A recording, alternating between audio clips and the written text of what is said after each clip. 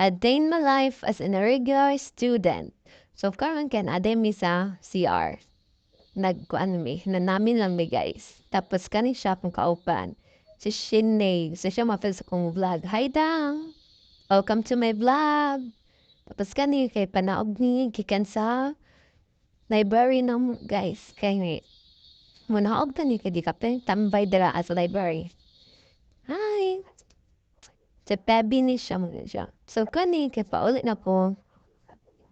Paulit na ko ani kay humanami og klase.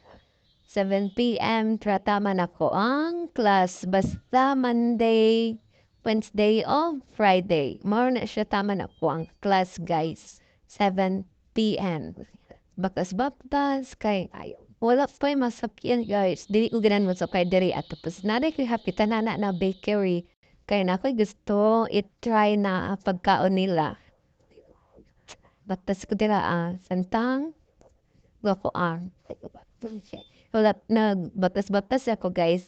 Kay dool naman tong bakery na kung gusto atuan. So, kapoy ba kay batas guys? Sorry, it's bitaw. Gusto ko matatong kuan. Naay na maligya o paan. Tapos kani, kay nagsakay na ko guys. Kay sakit kay kong tiyo jud guys.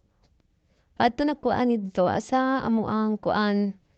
Ginahulatan sa kong father. Dito sa may Rhodes Bake Shop sa crossing. Dito ko nagahulat sa iya ha. Ano naman nagasakay ko sa iya. Nagasakay ko o padidto padulong. Ang fare kay 15 pesos. Thank you for listening.